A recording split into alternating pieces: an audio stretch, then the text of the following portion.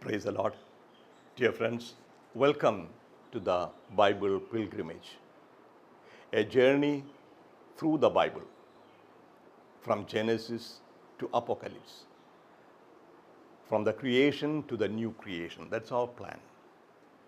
So far, we have been dealing with introductory questions. The first 5 episodes were generally introductory questions, and then last one, the sixth episode,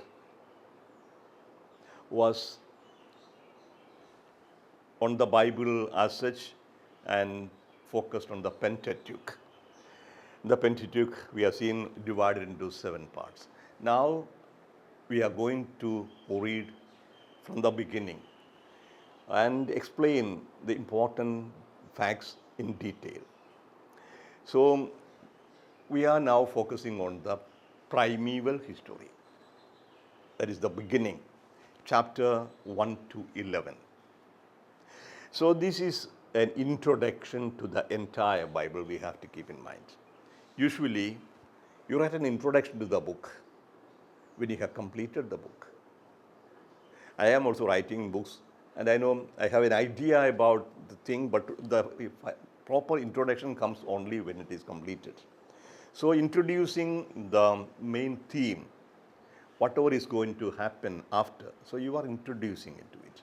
So the first 11 chapters has to be understood as a theological introduction to the book or the Bible, to the history of salvation.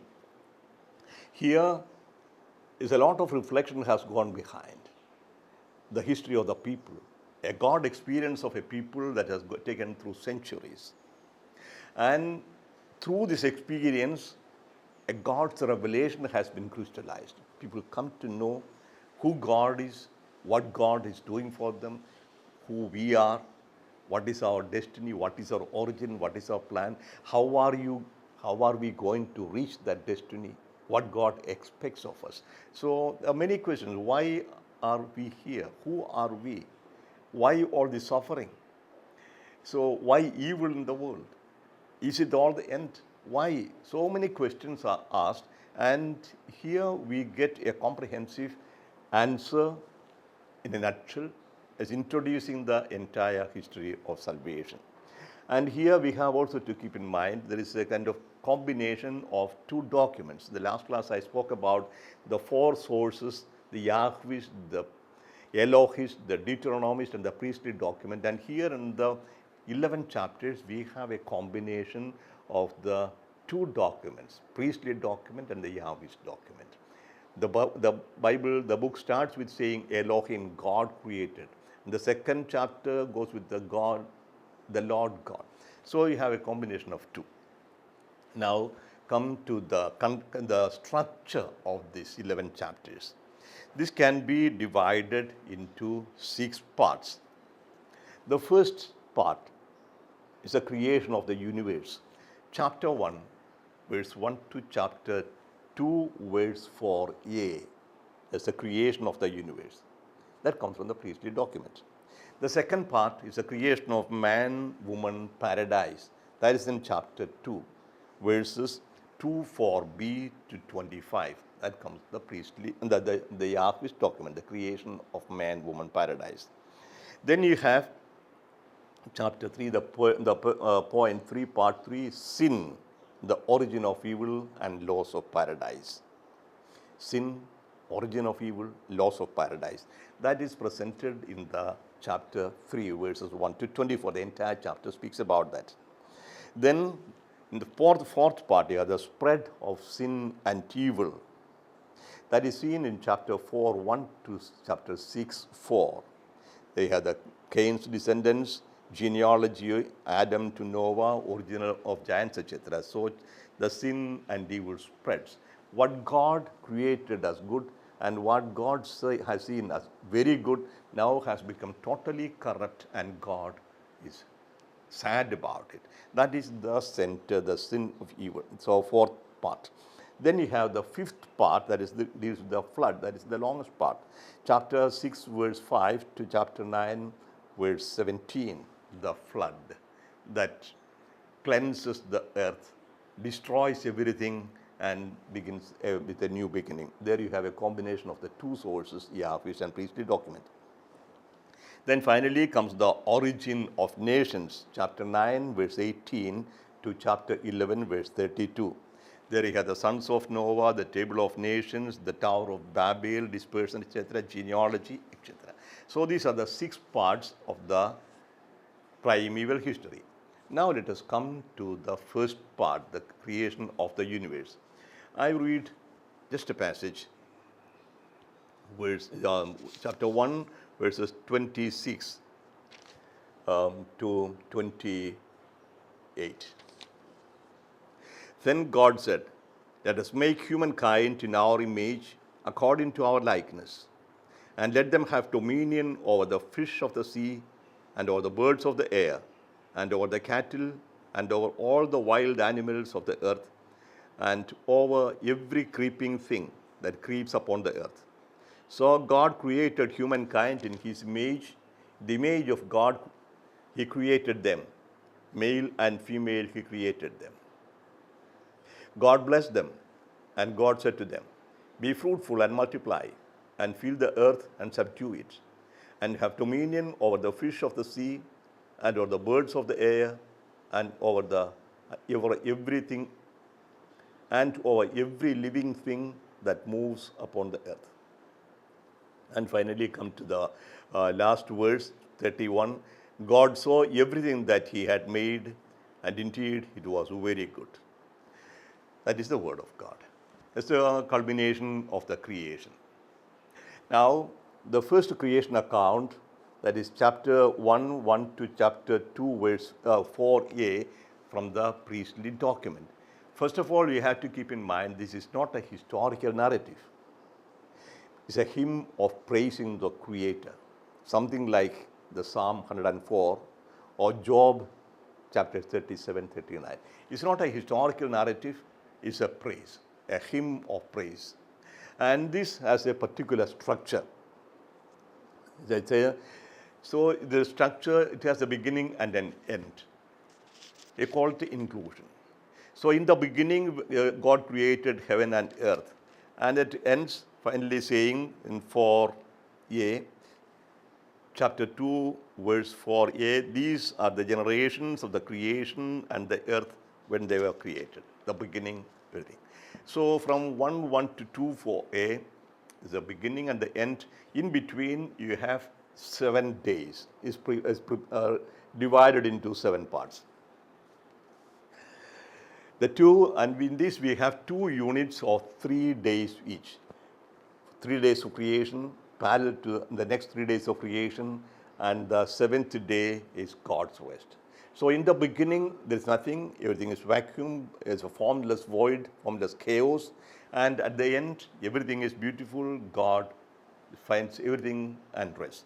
So the beginning, nothing, and the end, everything perfect. In between, you have 6 days divided into 2 sections. And everything starts like these 6 sections start in the same way. So you have got the declaration of God, the structure. And God said, so first chapter, verse 1. Then God said, "Let there be light." So God said, the commandment, the declaration. So declaration is God said, then the command, "Let there be." And the third is the statement. And there was light. See, God said, "Let there be light," the command, and the statement, and there was light. That is the third. And then the evaluation. The evaluation is appreciation. And God saw that the light was good. And God saw that the light was good. So you have the declaration, you have the command, the statement, the evaluation. And finally, the indication of time. That is the 5th element. And there was evening and there was morning, the first day. So you have 6 times this is repeated, the same. It's a kind of hymn, repeating everything one by one. So this is a story or a poem, a hymn praising God, the Creator who created everything. Now let us go into a bit further detail. So you have the 6 days of creation. Let's see what is happening. On the first day we have light. On the first day we have light. Light is presented as created by God. And it could be also strange. The sun and moons were created on the fourth day. Then we could ask, how was there day and night? If there is no sun, how can the light come? How can the day come and how can the night come? So this is a kind of not a historical narrative, it is a hymn. And what does this mean? First of all, light is not God. Neither sun, nor moon, nor stars are gods. It's a creature. Light is created by God. So this is a first affirmation that whatever you see here, whatever you see, whatever you hear is nothing God. All created by God. The day and night are God's creation. So this is a kind of the first step of demythologization or desacralization, I would say. People were believing, and there are still people who believe that the sun is the God of life. Sun is the God of light. And so sun God. And here, in the first beginning, it said, sun is not God. Sun is created. And the light does not depend on sun. If sun has light, it is because God has given. So that's the first day, the light. Then the second. And the second day, they said, there be a dome in the midst of waters and let it separate the waters from the waters. So the understanding is not a creatio ex nihilo, not a creation from nothing. It is believed as if everything was a kind of chaotic waters. There is no form, a formless void or filled with water. And the creation is presented as if putting in order. First separates darkness and light. So you can see the separate, everywhere was darkness, and God has created light, and they can see now. The second, there was all chaos, no order, now putting into order, separating the water. So he put a dome around the high, and the waters are divided, the water above and water below. That is the second day. Second day division. Let there be a dome in the midst of waters, and let it separate the waters from the waters. So God made the dome and separated the waters that were under the dome and the waters that were above the dome. And so it was. God called the dome sky, and there was evening and there was morning the second day. So this again I have to repeat, this is not a historical narrative, this is not a scientific document, it is a storytelling or mythological presentation of a reality. You can't say that the solid dome above there. That's what people see. So everything the children think there is something above, up. And so division is there. So there is the water has been separated. Now the question, where does the rain come? Because there is water up there, and there are fountains, there is water. So you have only made the sky. Now the third day. So in the first day and second day, there is only one creation each. There is the first the light, then the second day is the dome. Then now comes the third day, there are two. And God said, let the waters under the sky be gathered together into one place, and let the dry land appear. So separating water and land. So it was so. And God called the dry land earth, and the waters that were gathered together he called sea, and God saw that it was good. So the separation of land and water. That is the first part, first creation of the third day, but there is one more. Then God said, let the earth put forth vegetation, plants yielding seed and fruit trees of every kind on earth that bear fruit with the seed in it. And so it was. The earth brought forth vegetation, plants yielding seed and of every kind, and trees of every kind bearing fruit with its seed in it. And God saw that it was good, and there was the evening, and there was the morning, the third day. It's the half. So the third day you have two creations. The first is the separation of the land and sea, and the second part is the creation of vegetables and trees. So God is preparing for something. First he has divided the darkness and light, then divided the waters, and now the land. And on the land you have the fruit trees, etc. So this is something he's preparing the setting.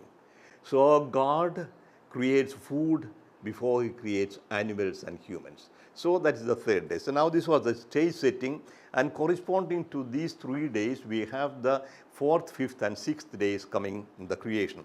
The fourth day. The fourth day, let there be lights, verse 14. Let there be lights in the dome of the sky to separate day from the night. And let there be for signs, let them be for signs for the seasons and the days of the years.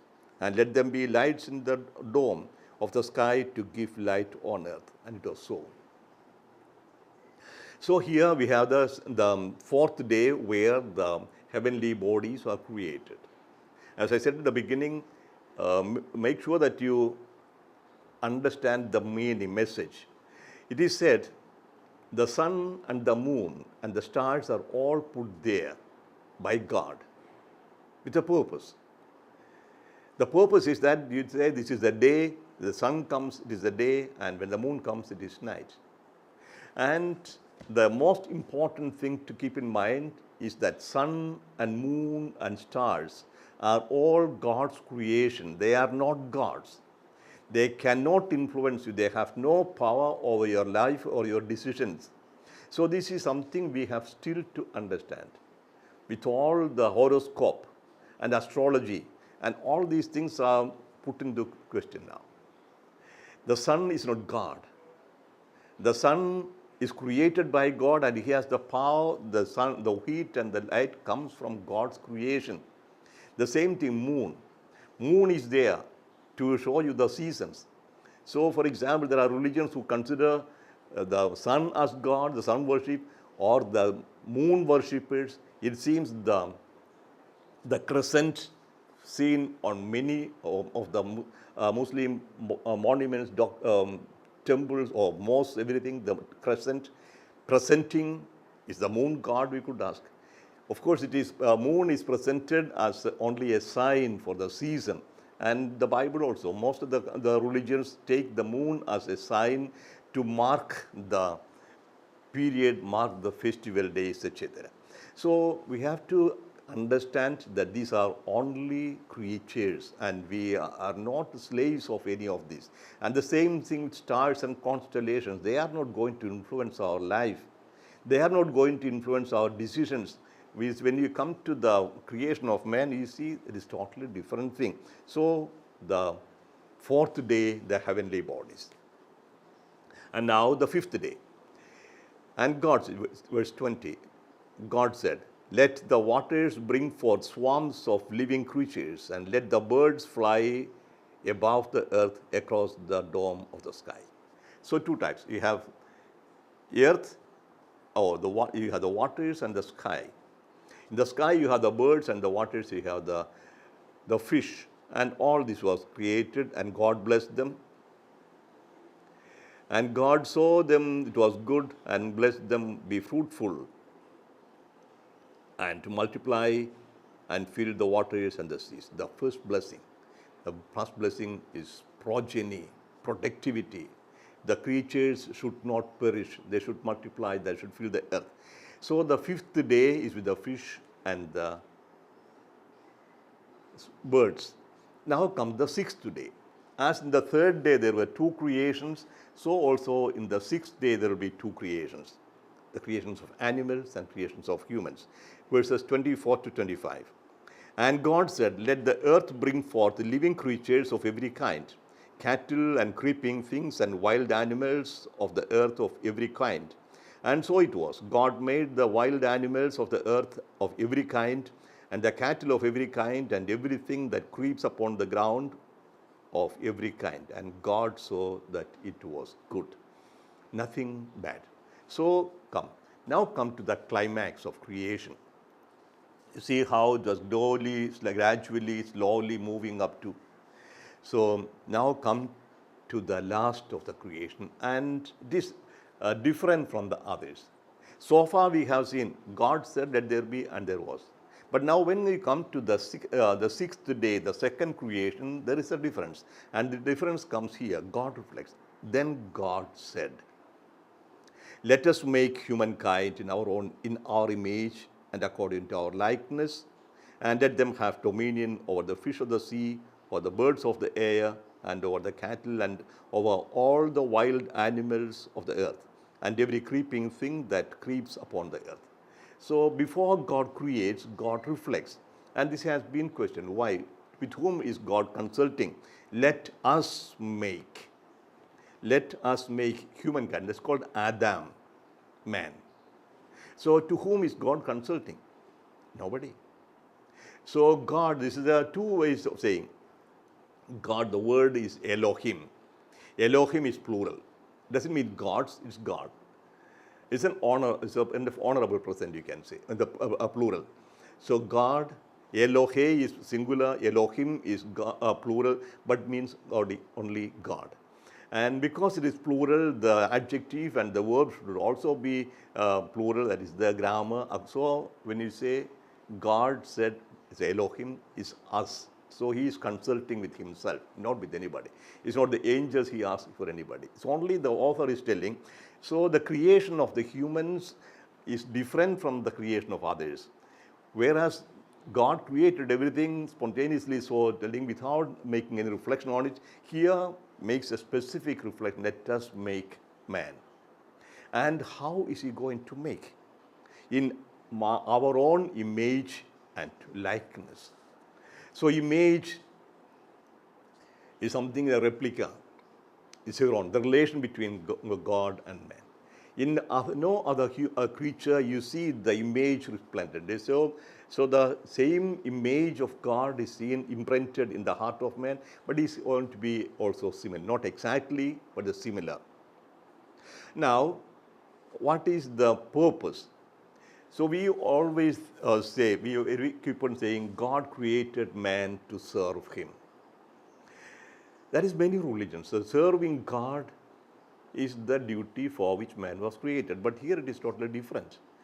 The first account of creation, God is creating man not to serve him. But then God, let us make humankind in our own image and to our likeness, and let them have dominion over the fish at the sea. They have dominion, masters. So the man is not to be a slave, but is a master. He is the image and likeness of God as the representative of God. Not another God, but God sets the humans as his own representatives, as a viceroy or ambassador.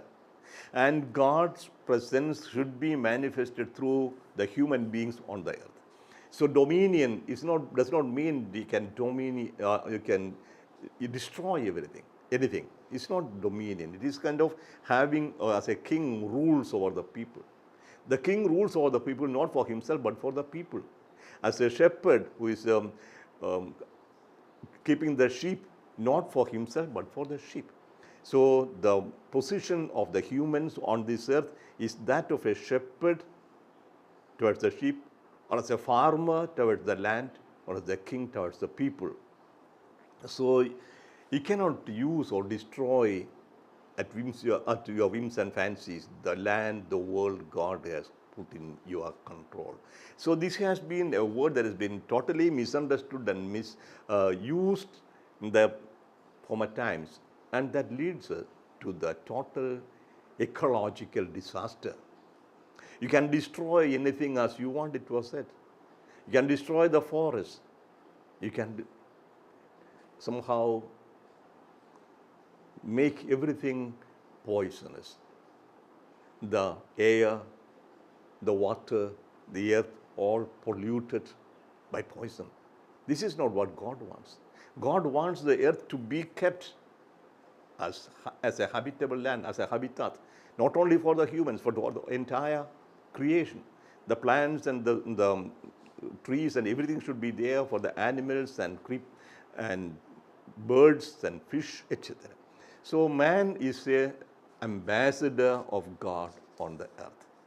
So he should know that he is responsible to the one who set him here. So that is the beauty, the dignity, at the same time the limitation of the human beings. So here it is said, God created man and woman in his own image. There's a lot of reflections to be made. First thing you have to keep in mind, God created man and woman, both equal as his image and likeness. Not only man.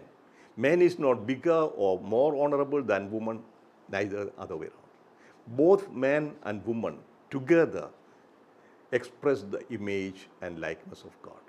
The equality of dignity, of rights and duties of man and woman first.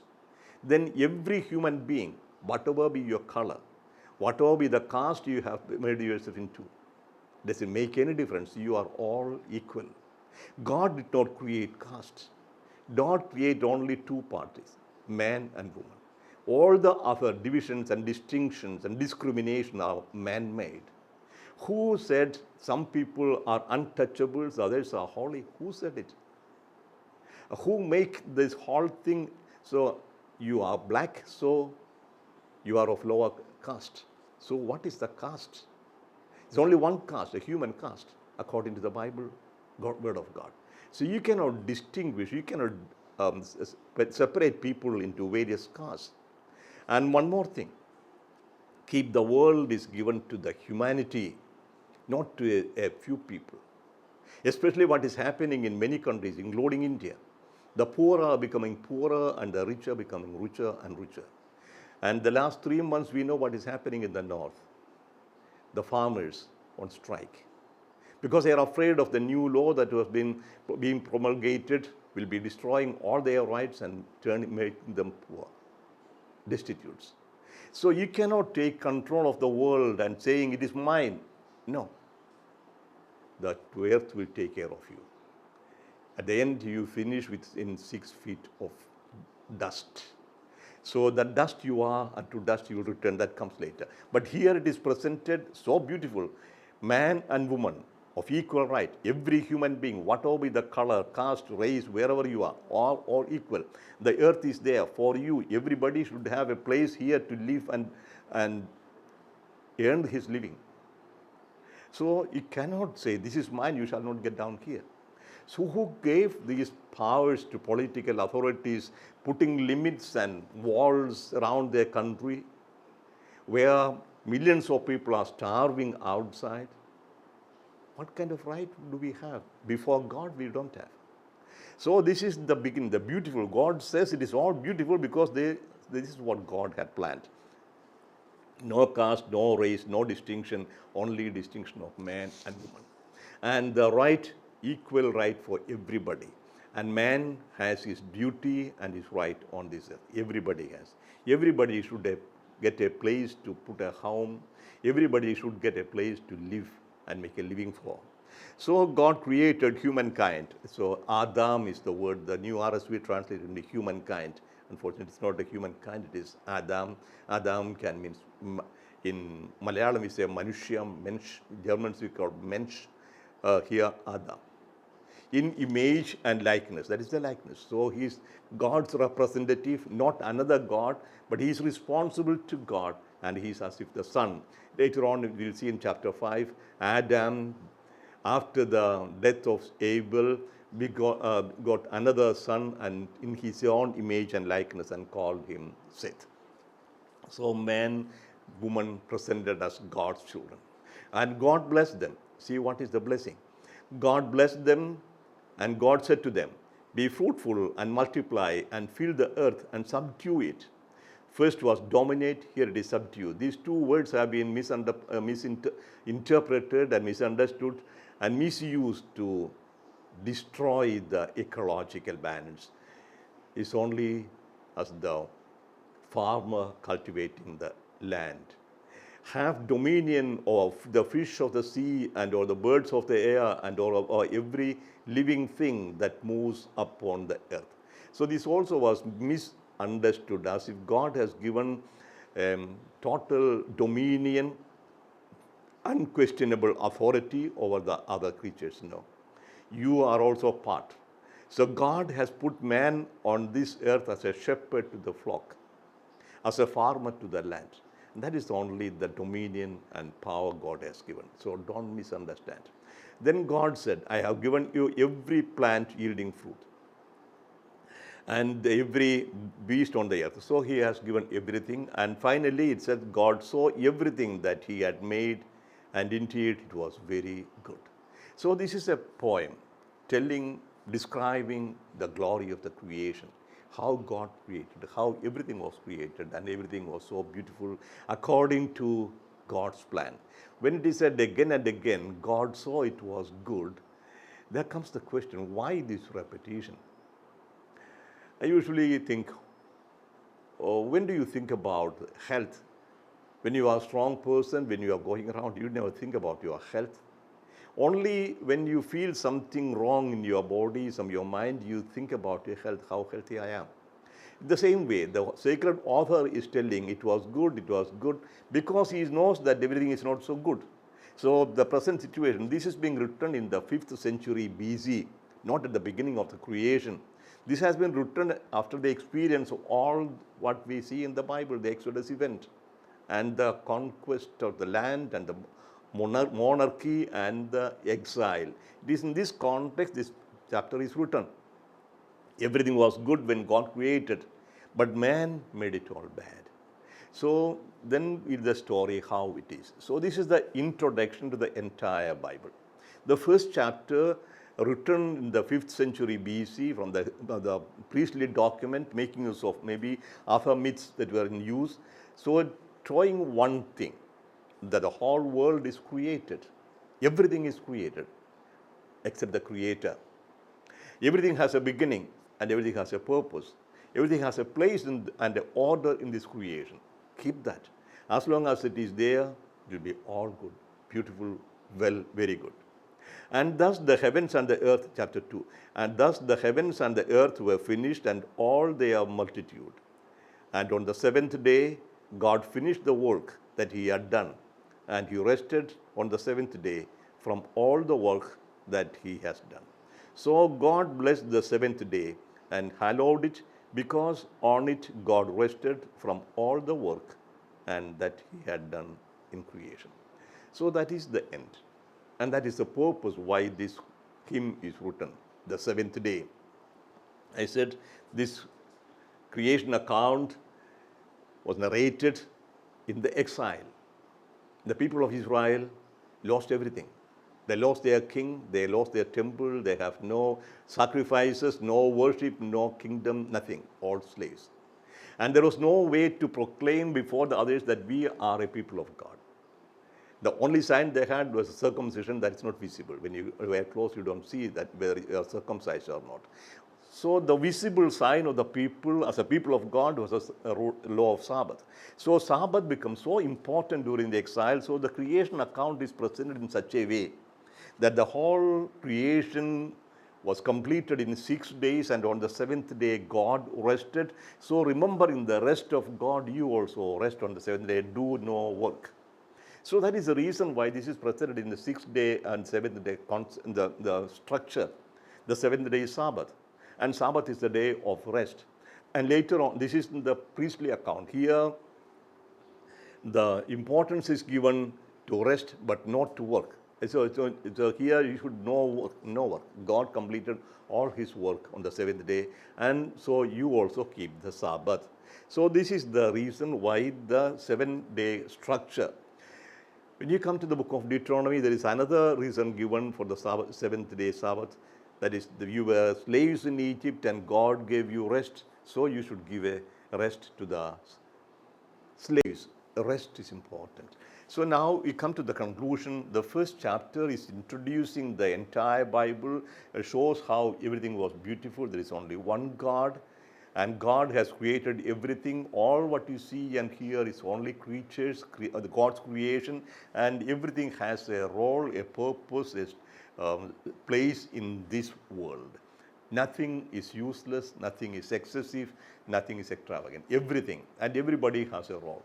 And humans are placed at the head of it as God's representatives, as the ambassadors of God, not as the despots, not as the tyrants. So here everything is beautiful, everything has a role, and every human being has a dignity as a creature of God, bearing in the image and likeness of God. So the equality of humanity, the fraternity of humanity, the equal right for on everything is a communalism, or you say that primitive communism. There's a common. Later on, we'll say in the New Testament, everything was common. The world is a common property. You cannot make it your own. You can take as much as you want to live, respecting the rights of the others also. Here you have the basic Magna Carta of human right in this first chapter. Every human being created in the image and likeness of God, equal in dignity, equal in right and respect. Now let us conclude with a prayer. Heavenly Father, thank you for creating us, telling us that we are created in your own image and likeness. Every human being, whatever be the color, whatever be the race, whatever be the country of origin, all human beings are created in your image and likeness, your children. Enabled to understand the dignity for ourselves and for each human person. You are precious to me, you say to each individual. When you look into the eyes of individuals, you see your own image. Father, enable us to understand that you are Father, our Father, and every human being is our brothers and sisters, that we are a family, God's own family. Thank you, Father, for this great revelation. In the name of the Father, and of the Son, and the Holy Spirit.